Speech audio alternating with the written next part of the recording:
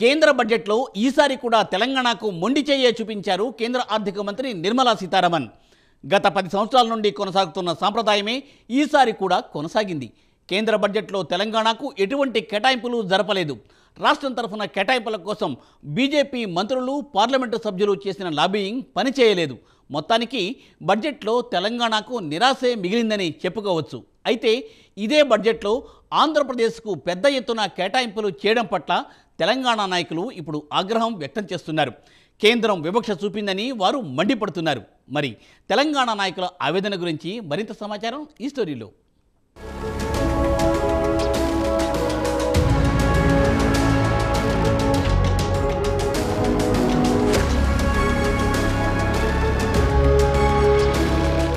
కేంద్ర బడ్జెట్లో తెలంగాణకు ఆర్థిక మంత్రి నిర్మలా సీతారామన్ మరోసారి మొండిచేయి చూపించారు.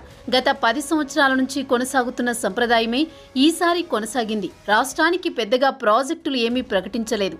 రాష్ట్రం తరపున ఎంపీలు, మంత్రులు చేసిన లాబియింగ్ పెద్దగా పనిచేయలేదు. కేంద్ర బడ్జెట్లో మొత్తానికి చూస్తే తెలంగాణకు ఎలాంటి కేటాయింపులు లేవు. అయితే బడ్జెట్ ప్రసంగంలో నిర్మలా సీతారామన్ హైదరాబాద్, బెంగళూరు ఇండస్ట్రియల్ కారిడార్ గురించి ప్రస్తావించారు. అయితే ఇది కూడా ఆంధ్రాకే ఎక్కువ లబ్ధి చేకూరుతుంది. ఆంధ్రప్రదేశ్లో రాయలసీమ రీజియన్కు ప్రయోజనం చేకూరుతుందని తెలంగాణ నాయకులు ఆగ్రహం వ్యక్తం చేశారు.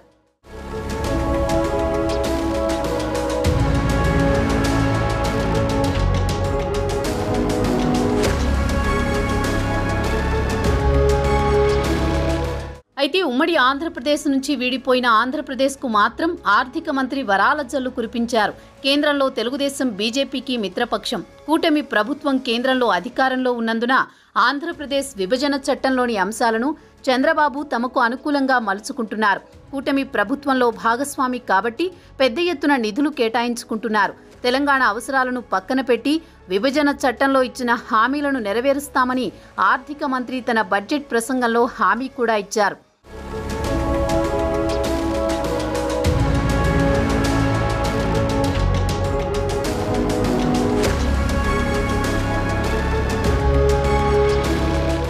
ఈ ఆర్థిక సంవత్సరంలో అమరావతి అభివృద్ధికి 15,000 కోట్లు సమకూరుస్తున్నారు. వెనుకబడిన 3 జిల్లాలకు గ్రాంట్స్ ఆఫర్ చేశారు. ఏపీ ముఖ్యమంత్రి చంద్రబాబు రాష్ట్రానికి కావలసిన నిధుల కోసం చేసిన లాబియింగ్ బడ్జెట్లో బాబు ప్రతిపాదించిన అంశాలను కేంద్రం పరిగణలోకి తీసుకుంది. రాష్ట్ర అభివృద్ధికి మరిన్ని నిధులు సమకూరుస్తామని నిర్మలా సీతారామన్ హామీ కూడా ఇచ్చారు. పోలవరానికి నిధులు సమకూరుస్తామన్నారు. ఓర్వకల్లు, కొప్పర్తి ఇండస్ట్రియల్ ఏరియా అభివృద్ధికి సాయం చేస్తామన్నారు. కానీ ఎంత మొత్తం నిధులు ఇస్తామనేది మాత్రం ఆమె వివరించలేదు.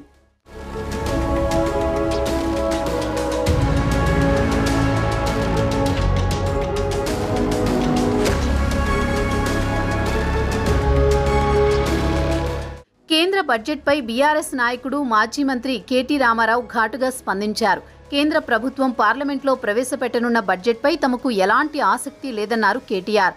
సాధారణంగా కేంద్ర బడ్జెట్ అంటే తమ రాష్ట్రానికి నిధుల కేటాయింపులు ఎలా ఉంటాయోనన్న ఆసక్తి ఉంటుంది.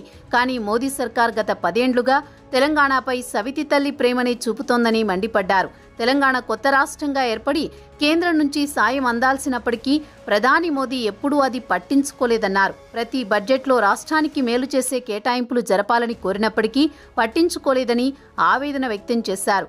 ఈసారి బడ్జెట్లో తెలంగాణకు కేటాయింపులు ఎలా ఉంటాయని ఒక జర్నలిస్టు ప్రశ్నించాడని, దానికి తన సమాధానం ఈసారి కూడా కేంద్ర బడ్జెట్లో అదే పరిస్థితి ఉంటుందని, మళ్లీ కేటాయింపులు ఉండవనే చెప్పాను.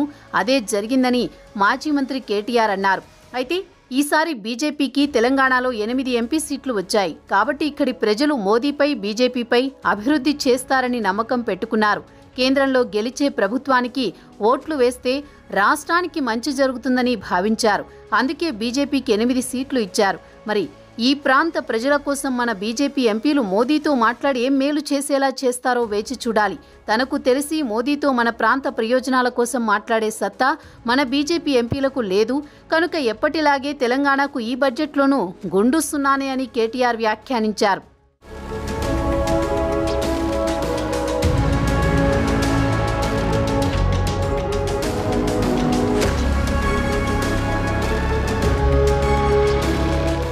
ఇక ఇక కేంద్రం మాత్రం ఖచ్చితంగా తెలంగాణపై సవితి తల్లి ప్రేమ ఒలకబోస్తోంది. ఒకవైపు 8 మంది బీజేపీ ఎంపీలున్నా పెద్దగా ప్రయోజనం లేకుండా పోయింది. అదీ కాకుండా ఇక్కడ కాంగ్రెస్ ప్రభుత్వం అధికారంలో ఉండడం కూడా రాష్ట్రానికి నిధులు రాకపోవడానికి ప్రధాన కారణంగా రాజకీయ విశ్లేషకులు అభిప్రాయపడుతున్నారు. మరి బడ్జెట్ తర్వాత అయినా తెలంగాణకు చెందిన కేంద్ర మంత్రులు, ఎంపీలు నిధుల కోసం మోదీతో మాట్లాడి నిధులు సమకూరిస్తేనే భవిష్యత్తులో బీజేపీకి అవకాశాలుంటాయి.